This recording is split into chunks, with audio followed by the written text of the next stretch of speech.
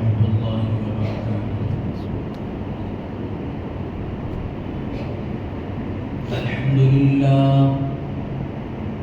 الحمد لله نحمده ونستعينه ونستغفره ونؤمن به ونتوكل عليه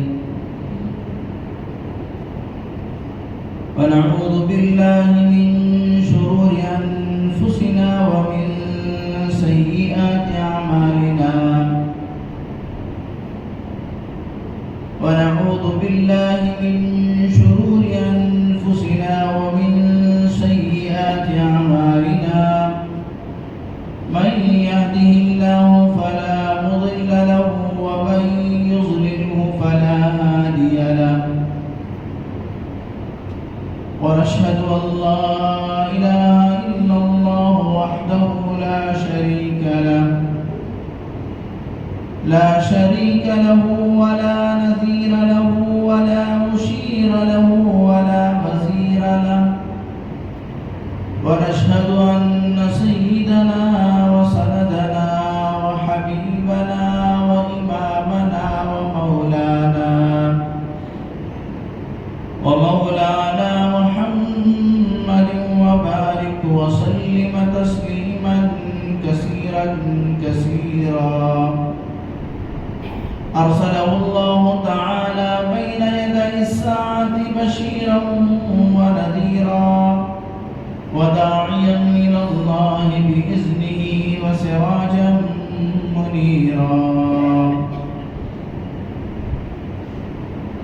أما بعد فأعوذ بالله من الشيطان الرجيم. بسم الله الرحمن الرحيم. أم حسبتم أن تدخلوا الجنة ولما يأتكم مثل الذين خلوا من قبلكم مستهم البأساء والضراء صدق الله العظيم وصدق رسوله النبي الكريم ونحن على ذلك لمن الشاهدين والشاكرين. سبحانك لا علم لنا إلا ما علمتنا إنك أنت العليم الحكيم. رب اشرح لي صدري ويسر لي أمري واحلل عقدة من لساني يفقهوا قولي. اللهم صل على سيدنا مولانا محمد وبارك وسلم. اللهم صل على سيدنا مولانا محمد وبارك وسلم. اللهم صل على سيدنا مولانا محمد وبارك وسلم تسليما كثيرا.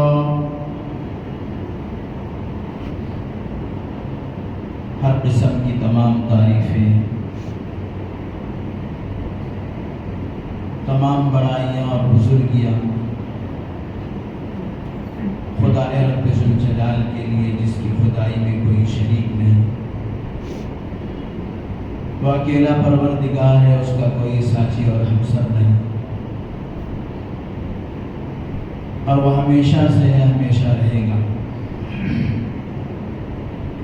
ہر پل ہر لمحہ کروڑا کروڑ انگنت لا تعداد درود و سلام امام الانبیاء خاتم النبیین شفیع المذنبین رحمت للعالمین تاجدار بطحہ حضرت محمد رسول اللہ صلی اللہ علیہ وسلم پر. یا رب صل وسلم دائما ابدا علی حبیبک خیر الخلق کلہم. معزز سامعین اکرام، فرزندان اسلام، بہت ہی قابل قدر بزرگوں اور دوستوں، اللہ جل شانہ نے جو ہم لوگوں کو ایمان کی دولت سے نوازا ہے وہ بہت ہی قیمتی اور لاجواب نعمت ہے.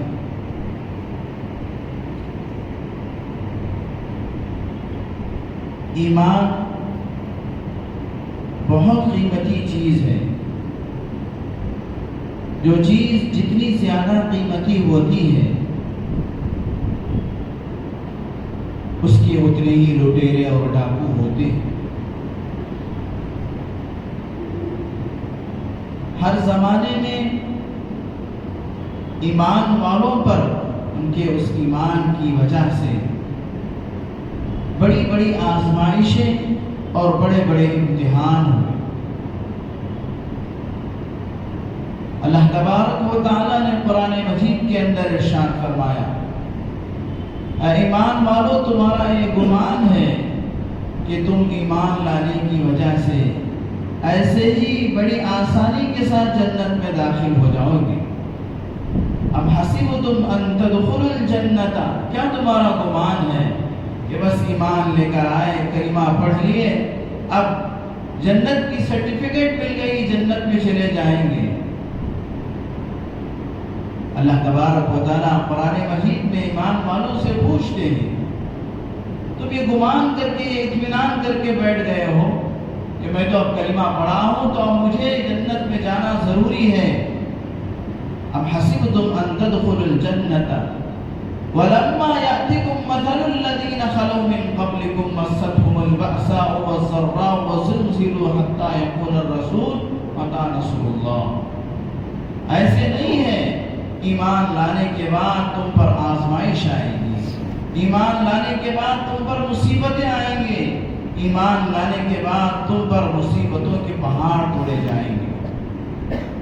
یہ آج سے نہیں بلکہ جب سے دنیا بنی ہے اور جب سے اللہ تبارک و تعالیٰ نے اپنے محبوب و مقبول بندوں کو دین دے کر، ایمان دے کر بھیجا ہے، اسی وقت سے یہ سلسلہ جاری ہے کہ ایمان والوں کے ساتھ آزمائش و امتحانات اور ان کے ساتھ مصیبتوں کے پہاڑ و انبار.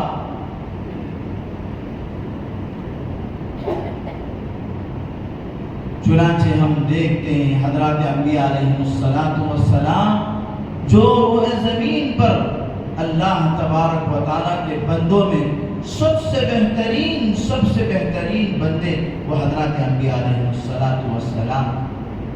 حضرات انبیاء علیہ السلام کو ایمان کی وجہ سے بڑے بڑے امتحانات سے آزمایا گیا.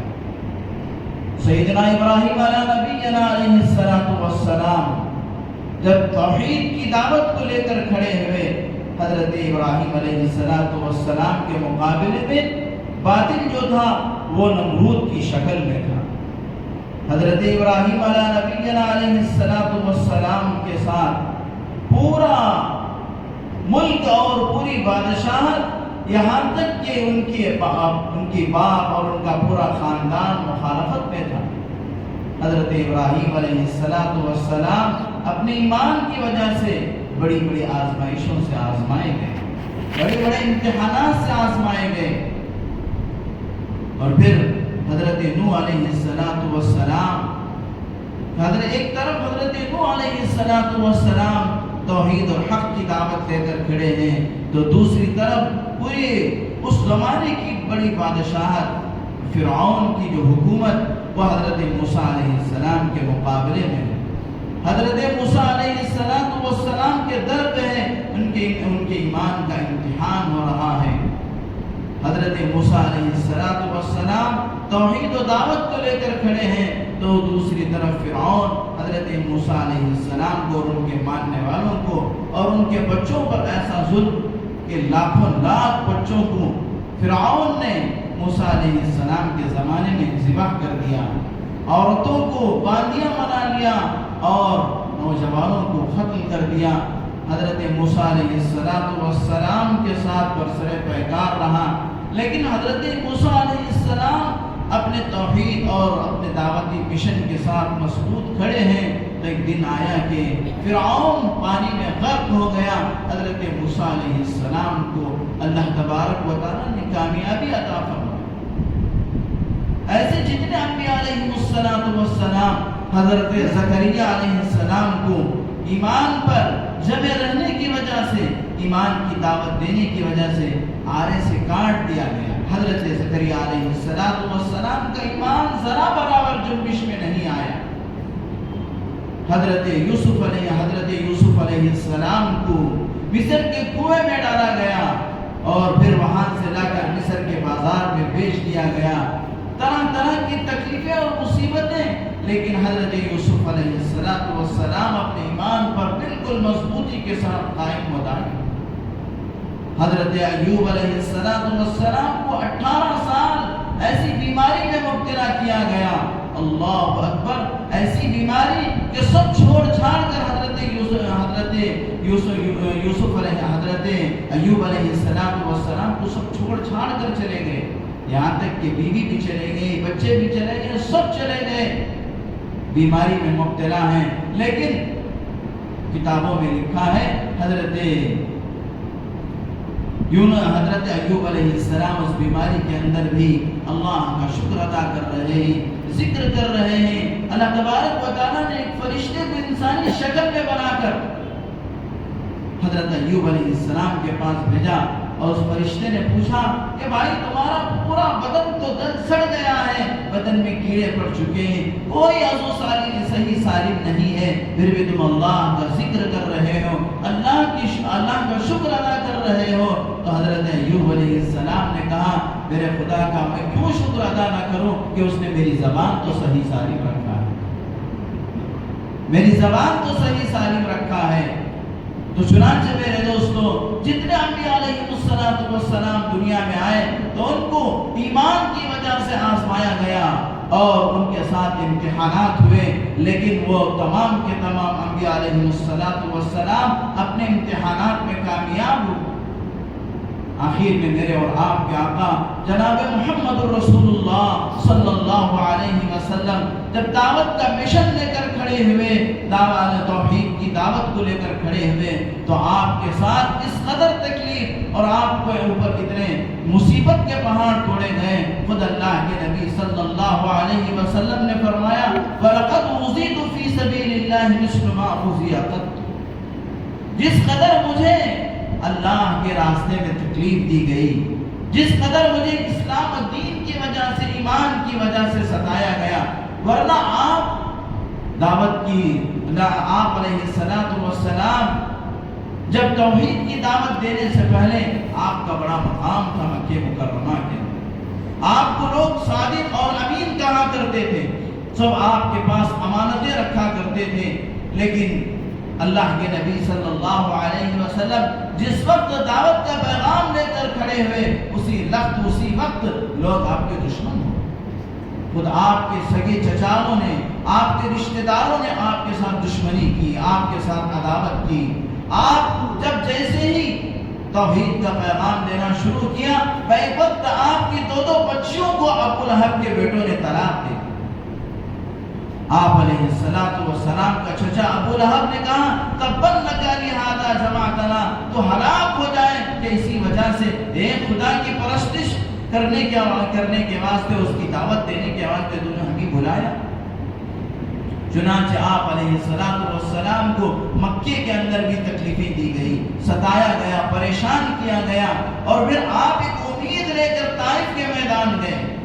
طائف میں بھی آپ کو ایسے ستایا گیا اور آپ کو ایسی اذیت و تکلیف پہنچائی گئی. ام المؤمنین خدیجہ، ام المؤمنین عفیفہ کائنات حضرت سیدہ عائشہ صدیقہ رضی اللہ تعالی عنہا 9 سال کے بعد رسول اللہ صلی اللہ علیہ وسلم سے پوچھتے ہیں کہ اللہ کے رسول، آپ کی زندگی کا سب سے زیادہ تکلیف کا دن کون سا ہے، سب سے زیادہ مصیبت و تکلیف کا دن کون سا ہے؟ پیارے آقا صلی اللہ علیہ وسلم فرماتے ہیں عائشہ، میری زندگی کا سب سے زیادہ تکلیف اور صدمے کا دن وہ طائف کا دن. آج بھی جب میں طائف کو یاد کرتا ہوں تو میرے آنکھوں سے آنسو نکل جاتے ہیں. اللہ کے نبی صلی اللہ علیہ وسلم کے ساتھ طائف کے اندر کیا کچھ نہیں کیا گیا، یہ سب کے سب میرے دوستو یہ ایمان کی وجہ سے، دین کی وجہ سے.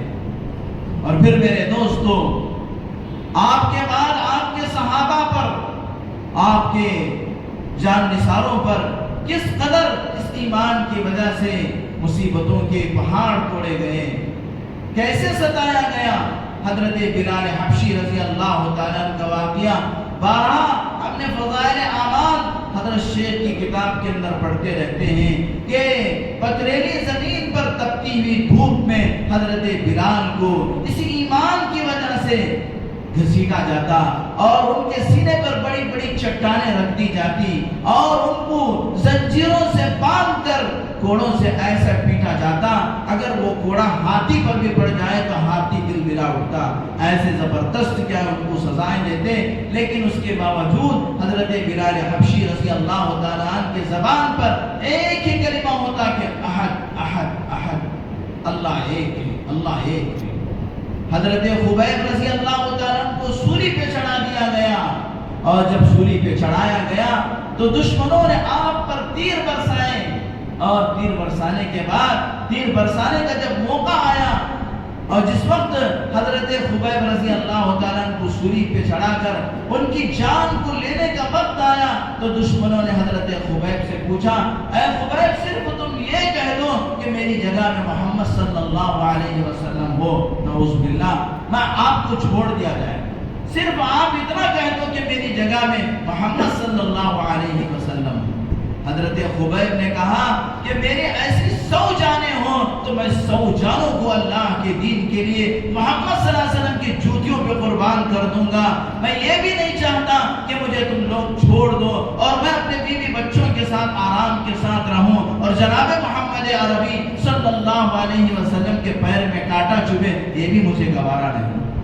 میں ایسی 100 جانوں کو اللہ کے دین کے لیے محمد صلی اللہ علیہ وسلم کی جوتیوں پہ قربان کر دوں گا، لیکن میں اللہ کے نبی صلی اللہ علیہ وسلم کے پیر میں کانٹا چبھے اسے بھی برداشت نہیں کروں. حضرات صحابہ، تابعین، تبع تابعین، اولیاء اللہ، ہمارے بزرگان دین، امام ابو حنیفہ رحمۃ اللہ علیہ کو جیل میں ڈالا گیا اور امام شافعی رحمۃ اللہ علیہ کے ساتھ کیا کچھ کیا گیا. تاریخ کے اوراق بھرے پڑے ہوئے ہیں اس دین کی خاطر مسلمانوں کو کس قدر پریشان کیا گیا اور کس قدر ستایا گیا اور کس قدر ان کو اذیتیں پہنچائی گئی. میرے دوستو، ایمان بھی ایک ایسی چیز ہے جس کا امتحان ہوتا ہے. اللہ تبارک و تعالیٰ اس ایمان کے لانے کے بعد کھرے کھوٹے کو اللہ تبارک و تعالیٰ پرکھتے ہیں آزمائشوں کے ذریعے سے، امتحانات کے ذریعے سے. چنانچہ میرے دوستو، اس وقت ہمارے اندر اپنے ایمان کو مضبوط کرنے کی بہت اشد ضرورت ہے. ورنہ میرے دوستو، جو حالات اس وقت ملک کے حالات، عالم کے حالات، پوری دنیا کے جو حالات چل رہے ہیں، ان حالات میں اپنے ایمان کو بچانا یہ ایسے ہی کوئی کھیل تماشے کی بات نہیں ہے. جب تک اس پر کڑی محنت نہیں ہوگی، ایمان کے لیے ہماری کوششیں نہیں ہوگی، اس وقت تک ہمارا ایمان بچنا مشکل ہے. مفکر اسلام حضرت مولانا خلیل الرحمن سجاد نعمانی بارہا اپنے بیانوں میں کہتے ہیں کہ چھٹائی کا دور چل رہا ہے. یہ چھٹائی کا دور چل رہا ہے. پھسپھسے ایمان والے حالات کو دیکھ کر اور فتنوں کو دیکھ کر ان فتنوں کے رو میں بہہ جائیں گے. مضبوط ایمان کی ضرورت ہے، کامل ایمان کی ضرورت ہے. وہ ایمان جو ہم کو کیا ہے میرے دوستو، اللہ تعالی ہر حال میں اللہ کے احکام پر چلائے، حضرت نبی پاک صلی اللہ علیہ وسلم کے مبارک طریقے پہ چلائے. وہ ایمان ہمیں دنیا کے اندر بھی سرخرو کرائے گا اور آخرت کی ابدی زندگی میں بھی ہم کامیاب ہو سکیں گے. وہ ایمان ہے جو اللہ کے نبی نے اپنے صحابہ کو دیا. اللہ کے نبی صلی اللہ علیہ وسلم نے فرمایا، علیکم بسنتی، تمہارے اوپر ضروری ہے، لازم ہے کہ تم میری سنتوں کو مضبوط پکڑو. اللہ کے نبی صلی اللہ علیہ وسلم نے فرمایا، ترکت فیکم امرین عضوا علیہا بالنواجذ، میں تمہارے درمیان 2 چیزیں چھوڑ کر جاتا ہوں، اس کو تم اپنی دانتوں سے مضبوطی کے ساتھ پکڑ لو. یہ جو کھوجنی کے دانت ہیں میرے دوستو، جب آدمی اس سے کوئی چیز پکڑتا ہے، یا تو وہ چیز اس کے منہ میں جائے گی یا باہر آئے گی تو کٹ پھٹ کر آئے گی، صحیح سالم نہیں آئے گی. تو اللہ کے نبی نے فرمایا، 2 چیزیں میں تمہارے درمیان چھوڑ کر جاتا ہوں. ایک، میں اللہ کا کلام قرآن مجید تمہارے درمیان چھوڑ کر جاتا ہوں، اور یہ کتاب وہ کتاب ہے، ذالک الکتاب لا ریب فیہ ھدی للمتقین، یہ وہ کتاب ہے جس میں کوئی شک و شبہ نہیں ہے. میرے دوستوں، روئے زمین پر اور آسمان کے نیچے ایسی دنیا میں کوئی نہیں ہے، یہ اللہ کا ایک معجزہ ہے۔ 1500 سال گزر گئے، آج بھی اس کتاب کے ایک نقطے کے اندر، ایک زبر زیر کے اندر کوئی فرق نہیں ہے۔ اتنا بڑا زمانہ گزر گیا، آج بھی اس قرآن مجید کے سینکڑوں حفاظ اپنے سینوں میں اس قرآن کو محفوظ کیے ہوئے ہیں۔ تاتاریوں کا جب دور آیا تو انہوں نے قرآن مجید کے تمام نسخوں کو دریائے دجلہ کے حوالے کر دیے، دریائے دجلہ کا پانی کالا ہو گیا۔ لیکن میرے دوستو، اسی وقت ایک 7 سال کا چھوٹا سا بچہ کھڑے ہو کر الحمدللہ رب العالمین سے والناس تک پورا قرآن ایک بیٹھک میں ایک لفظ سنا دیتا ہے، اور جب اس سے پوچھا جاتا ہے ان سینوں کو کیا کرے گا جن سینوں میں قرآن محفوظ ہے؟ کتابوں کو تو جلا دیا گیا، کتابوں کو دریا کے حوالے، قرآن مجید کے نسخوں کو دریا کے حوالے کر دیا گیا، لیکن جو قرآن بچوں کے سینے میں ہے اس کو کیسے لوٹا جائے گا، اس کو کیسے چرایا جائے گا؟ چنانچہ میرے دوستو، یہ قرآن اللہ تبارک و تعالیٰ نے جو ایمان ہمیں دیا ہے، اللہ کے نبی صلی اللہ علیہ وسلم نے فرمایا میں 2 چیزیں تمہارے درمیان چھوڑ کر جا رہا ہوں، اس کو مضبوطی کے ساتھ تھام لو۔ عَضُّوا عَلَيْهَا بِالنَّوَاجِذِ، ایک اللہ کا کلام، اس اللہ کے کلام کے ذریعے سے اس کو پڑھ کر، اس پر عمل کر کے اور اس کے مطابق زندگی گزار کر دنیا کے اندر بھی تم کامیاب ہو رہو اور آخرت کی ابدی و سرمدی زندگی۔ اب میرے دوستو، یہاں رک کر ہم ذرا غور کریں اپنی زندگیوں پر، تھوڑی نظر ڈالیں کہ قرآن سے ہمارا کتنا لگاؤ ہے، قرآن سے ہمارا کتنا تعلق ہے، قرآن ہم کتنا پڑھتے ہیں، قرآن ہم کتنا سمجھتے ہیں۔ قرآن میں اللہ تبارک و تعالیٰ نے اولین و آخرین کے تذکرے اللہ نے فرما دیا۔ قرآن یہ قیامت تک کے لیے ہے، اس کے اندر اللہ نے ہر چیز پر رہنمائی فرمائی ہے۔ اللہ تبارک و تعالیٰ نے ہر حال میں، ہر زمانے میں، ہر وقت میں جن چیزوں کی ضرورت ہوتی ہے وہ تمام کی تمام چیزیں قرآن مجید میں موجود ہیں۔ لوگ قرآن پر سرچ کرتے جا رہے ہیں اور قرآن کے اندر لوگوں کو ایسے نکات مل رہے ہیں کہ قرآن کی وجہ سے سینکڑوں لوگ قرآن مجید کی تعلیم اور قرآن مجید کو سرچ کرنے کی وجہ سے سینکڑوں لوگوں کو اللہ نے ہدایت کی دولت سے مالا مال کر دیا۔ لیکن ہم مسلمان ماں پیٹ مسلمان ہیں، لیکن قرآن سے ہم نے کوئی تاثر نہیں لیا، قرآن کا ہمیں کوئی اثر قبول نہیں کیے، قرآن ہماری زندگی کے اندر کوئی اثر نہیں دکھا رہا ہے۔ کیوں؟ اس لیے کہ ہمیں قرآن سے کیسے ہدایت حاصل کرنا وہ معلوم ہی نہیں۔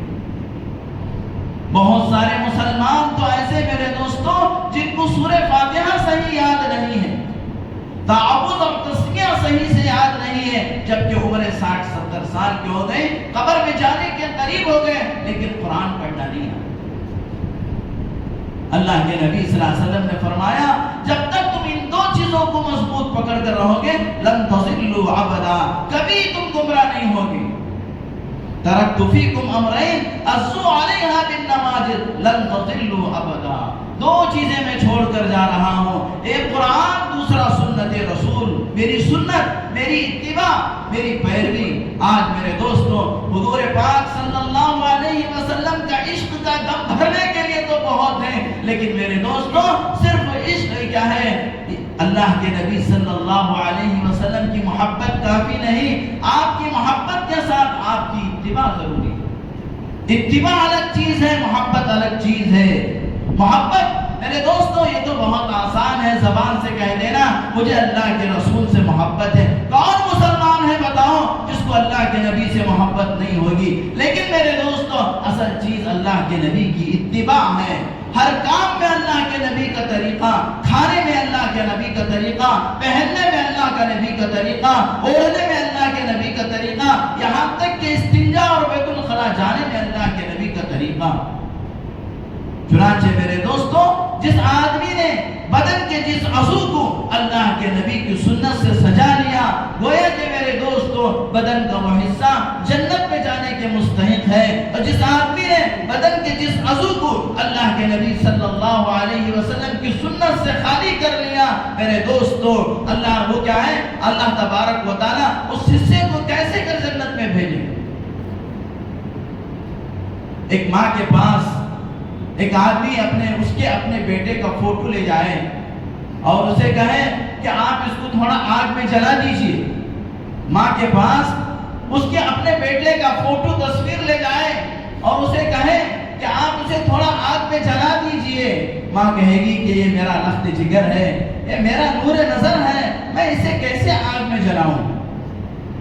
تو میرے دوستو، جو آدمی اللہ کے محبوب صلی اللہ علیہ وسلم کا چہرہ بنا کر اللہ کے پاس جائے، جو آدمی اللہ کے نبی کی سنتوں کو سجا کر اللہ کے پاس جائے، پھر اللہ تبارک و تعالیٰ اپنے محبوب کی جو نقل اتار کر گیا ہے اس کو اللہ تعالیٰ جہنم میں کیسے بھیجے گا؟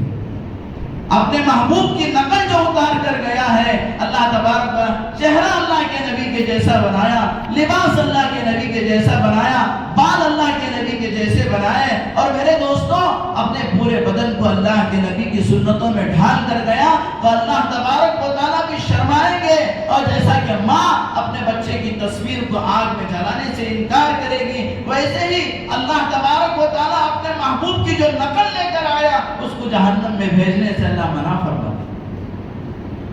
اس سے بڑی دولت کیا چاہیے میرے دوست؟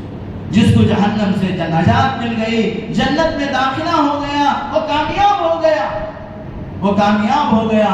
تو میرے دوستوں، میں کہہ رہا تھا کہ ایمان والوں پر ہر زمانے میں آزمائش آتی ہے، اور ایمان والے اپنے ایمان کی وجہ سے وہ ہر زمانے میں کامیاب ہوتے ہیں۔ جیسے ابراہیم علیہ السلام نمرود کے زمانے میں ابراہیم علیہ السلام کو کامیابی ملی، فرعون کے زمانے میں حضرت موسیٰ کو کامیابی ملی، اور اسی طریقے سے دیگر زمانوں میں ادیان باطلہ کے مقابلے میں، باطل طاقتوں کے مقابلے میں حضرات انبیاء کو اللہ تبارک و تعالیٰ نے کامیاب فرمایا۔ جناب محمد رسول اللہ صلی اللہ علیہ وسلم کو اللہ نے کفار و مشرکین کے مقابلے میں کامیاب کر کے دکھایا۔ آج میرے دوستو اس کی ایک جھلک اگر ایمان کے ہم دیکھنا ہے تو ہم سیدھے یہاں سے غزہ چلے جائیں، سیدھے یہاں سے ہم فلسطین چلے جائیں۔ میرے دوستو، کل کا جو سورج طلوع ہوا ہے، یہ میرے دوستو غزہ کی کامیابی، بلکہ غزہ کے لوگوں کے حوصلوں کی کامیابی اور ان کی ایمانی طاقت کی کامیابی ہے۔ میرے دوستو، آپ کو چھوٹی سی جھلک میں بتاؤں گا کہ کل کیا ہوا۔ چنانچہ 7 اکتوبر 2023 کو جنگ شروع ہوئی۔ میرے دوستو، یہ جنگ کا سلسلہ اتنا لمبا کہ 732 دن پہ جا کے جنگ سیز فائر ہوئی ہے، جنگ ختم ہوئی ہے۔ اس سے پہلے غزہ پر 4 مرتبہ بڑی جنگیں ہوئی، 4 مرتبہ غزہ پر، اس سے پہلے 4 مرتبہ بڑی جنگیں، اور کیا ہے، اسرائیل کی طرف سے غزہ پر حملے ہوئے۔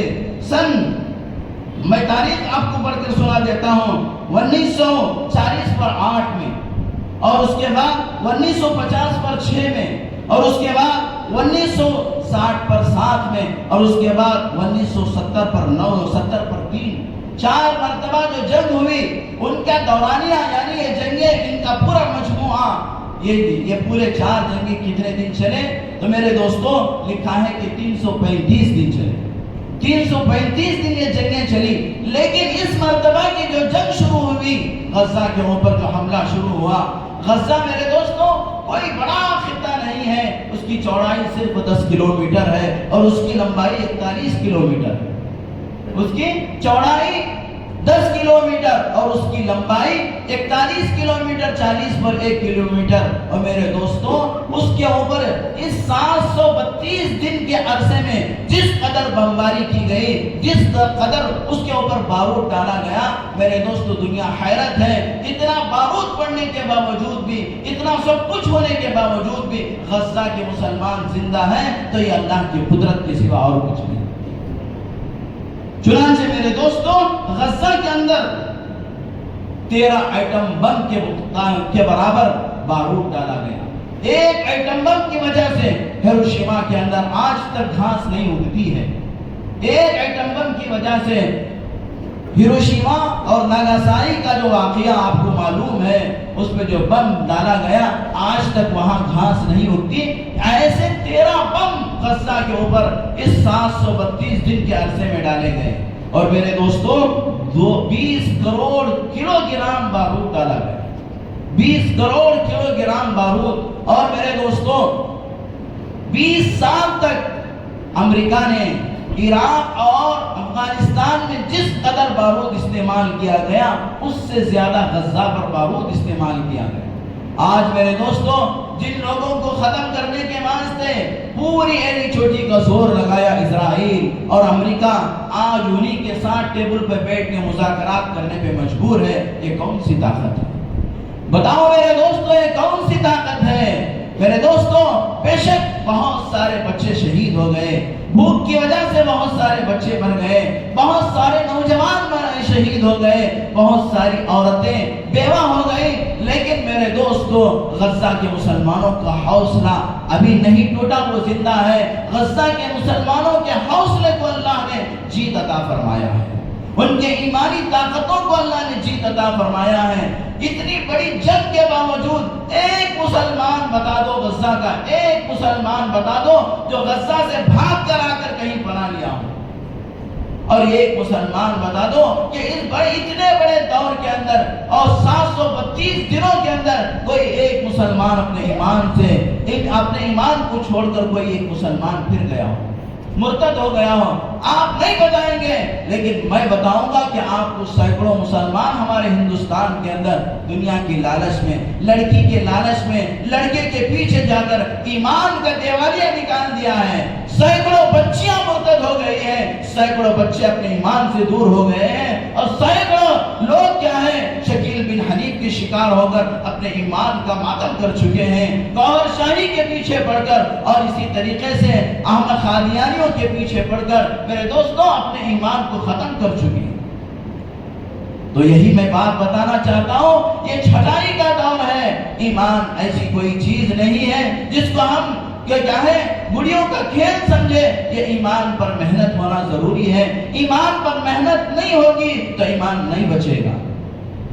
ایمان پر محنت کی ضرورت ہے۔ اپنے نمازوں کو 2 رکعت نماز پڑھ کر، بار بار پڑھ کر اپنی نماز کو خوشبو والی نماز بنانا ہے میرے دوستو۔ اللہ سے تعلق جوڑنا ہے، مسجدوں میں بیٹھ کر اللہ کا ذکر کر کے، اللہ کی رٹ لگا کے اللہ کی محبت کو سینے میں پیدا کرنا ہے، جب جا کے یہ ایمان بچے گا۔ آپ اپنے کاموں میں مصروف، اپنے کاروبار میں مصروف، اپنی دنیا میں مصروف، یہ ایمان بچ جائے یہ اتنا آسان نہیں ہے میرے دوستو۔ یہ ایمان بڑا قیمتی ہے، اس ایمان کو بچانے کی کوشش کرو، ورنہ میرے دوستو یہ ایمان فتنوں کی رو میں بہہ جائے گا، اور میرے دوستو جب قبر میں جائیں گے تو پتا چلے گا کہ کچھ ہمارے پاس ہے نہیں، خالی ہاتھ ہو جائیں گے، اللہ کی پکڑ میں آ جائیں گے، اس اللہ کی پکڑ سے ہم نہیں بچ پاتے۔ آج ہمیں سمجھ میں آ رہا ہے یا نہیں آ رہا ہے میرے دوستو، لیکن میں آپ کے سامنے ہاتھ جوڑ کے کہوں گا یہ ایمان بنانے کی چیز ہے، اس کو بناؤ۔ یہ ایمان بچانے کی چیز ہے، اسے بچاؤ۔ یہ ایمان چلا گیا تو تمہارا سب کچھ لٹ گیا، تم خالی ہاتھ اکیلے تنہا کھڑ جاؤ گے، نہ تمہیں سفارش کرنے کے لیے محمد الرسول اللہ آئیں گے۔ جب اللہ کے نبی جب اپنی امت کو دیکھیں گے، اور وہ امت جب اللہ کے نبی کی نافرمانی کر کے دنیا سے جائے گی، اللہ کے نبی ان کو حوض کوثر پر بلا کے جام کوثر پلانے کا ارادہ کریں گے، لیکن فرشتے کہیں گے سحقن سحقن، ہٹ جاؤ ہٹ جاؤ، تم نبی کے عاشق نہیں ہو، تم نبی کے دیوانے نہیں ہو، تم دنیا والوں کے دیوانے تھے، جاؤ تمہارا دنیا کا جو دیوانہ تھا اس کو تلاش کرو، تم نبی کی شفاعت کے مستحق نہیں۔ تو میرے دوستو ہم جائیں تو کہاں جائیں؟ یہ ہماری دنیا کی جو زندگی ہے مختصر زندگی ہے، لیکن میرے دوستو یہی زندگی ہماری آخرت کا بھنڈوار ہے۔ اسی زندگی میں ہمیں آخرت کو کمانا ہے، یہی زندگی سے ہماری آخرت کروڑوں سال کی جو آخرت ہے وہ اسی 60-70 سال والی دنیا کی زندگی میں بنے گی اور بگڑے گی۔ اسی دنیا کی زندگی سے ہماری آخرت بنے گی بھی، اور اسی دنیا کی زندگی سے ہماری آخرت بگڑے گی۔ اگر ہمیں اسے اللہ کے احکام کے مطابق عمل کر لیے، نبی پاک حضرت محمد الرسول اللہ صلی اللہ علیہ وسلم کی سنتوں کو اپنے سینے سے لگا لیے، اپنے آپ کو اللہ کے نبی کی سنتوں سے مزین کر لیے، تو آخرت کی ابدی زندگی جو کبھی ختم نہ ہونے والی ہے وہ ہماری کامیاب ہو گئی۔ لیکن اس 60-70 سال والی زندگی میں خواہشات میں لگ گئے، مال کمانے میں لگ گئے، دولت جمانے میں لگ پر دکان بنانے میں لگ گئے، بنگلہ کوٹھی بنانے میں لگ گئے، اللہ کو بھول گئے، تو آپ بہت بڑی غلطی کر رہے ہیں۔ میں اور آپ بہت بڑی غفلت میں پڑے ہیں کہ کروڑوں سال کی زندگی ہماری جان ختم ہو گئی، خراب ہو گئی، خسارے پہ چلی گئی۔ اللہ جل شانہ سے دعا ہے کہ اللہ تبارک و تعالی مجھے اور آپ کو غزہ کے مسلمانوں سے سبق حاصل کرنے کی توفیق عطا فرمائے۔ اللہ تبارک و تعالی غزہ کی اس جنگ کے خاتمے کو اللہ تبارک و تعالی فلسطین کی آزادی، بیت المقدس کی آزادی کا پیش خیمہ بنا کر اللہ تعالی فلسطین کو آزاد فرمائے، مسجد اقصی کو آزاد فرمائے۔ اور اللہ تبارک و تعالی جب ہمیں دنیا میں بھیجا ہے تو دنیا کی سب سے بڑی تیسری مسجد اقصی ہے، اس میں اللہ تعالی ہم سب کو نماز پڑھنے کی توفیق عطا فرمائے۔ جب اللہ نے ہمیں دنیا کا باسی بنایا ہے تو اللہ تبارک و تعالی سارے مسلمانوں کو حرمین شریفین کی زیارت مقدر فرمائے، اور اللہ تبارک و تعالی ہم سب کو مسجد اقصی میں وہاں سے احرام باندھ کر مسجد حرم میں جا کر کعبۃ اللہ کا طواف کرنے کی توفیق عطا فرمائے، اور پھر اس کے بعد بڑے ادب و احترام کے ساتھ میرے آقا حضرت محمد رسول اللہ کے دربار میں حاضر ہو کر اس شفاعت، اللہ کے نبی کی شفاعت کا مستحق بنا دیں۔ اللہ کے نبی نے فرمایا من زار قبری وجب الشفاعتی، جس نے دنیا میں میری قبر کی زیارت کیا اس کے لیے میری شفاعت واجب ہے۔ وآخر دعوانا الحمدللہ۔